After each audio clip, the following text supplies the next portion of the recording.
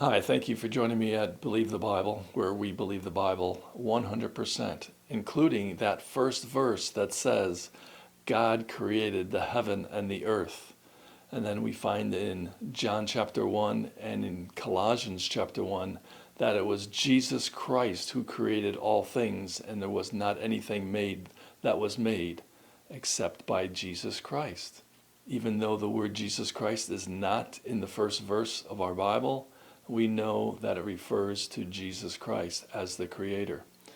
Now, I'm not sure I'm really going to change any atheists here, but if we could just reason a little bit as far as some of the things that have been put into existence, no matter how you believe they've gotten there, you have to be able to think that there are some things that are so amazing, so statistically improbable of happening by chance.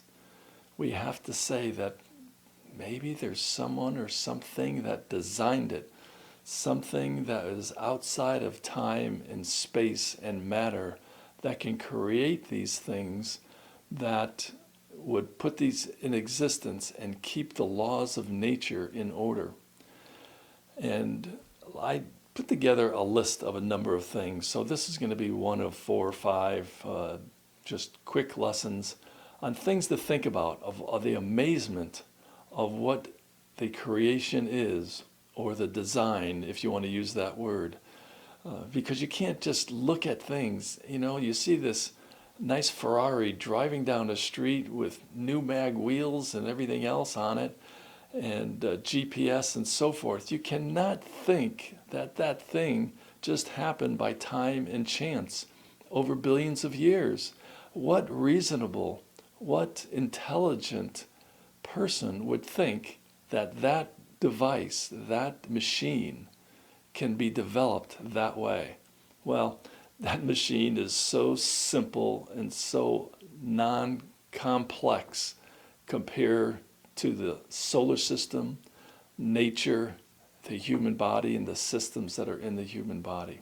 So let's talk about some of these things that we see around us. I mean, it's obvious that we can all see these things and know that they exist. So you determine chance or designer.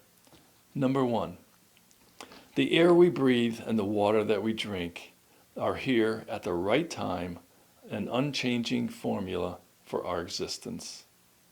Number 2, the capabilities of the human working eye, for any eye for that matter, the hearing of the ear, the speaking of the mouth, and the smelling of the nose. Amazing, amazing creations or designs, however you want to look at it. Where food came from for the first person at the right time, the right makeup to sustain life. Really, that's amazing. You just can't go out there in the woods and just eat anything, right? It has to be fit for human consumption. Number 4, how long the second person took to come along.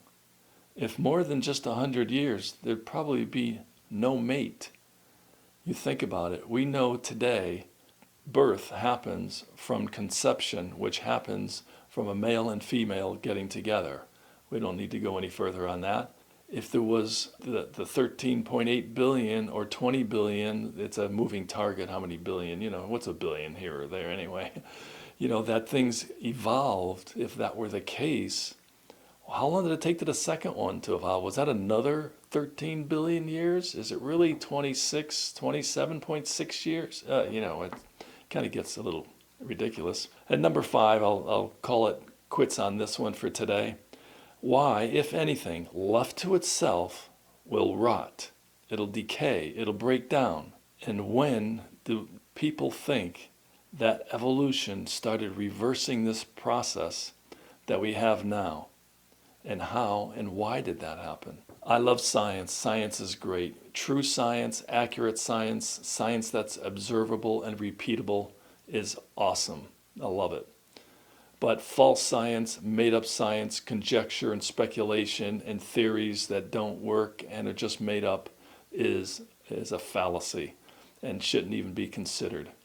And unfortunately, many of the scientists out there who just refuse to believe in a designer or to believe that God created things wants to keep God out of it and has to make up and lie about their science to try to fit something other than God or a designer in the process of how we exist today. These are just a few. I'll be doing a few of these, and so you'll see that when you put these all together, it's totally amazing, the creation that we are and what's around us. To think that all of this happened by chance over time is ridiculous. Thanks for your time. You have a great day.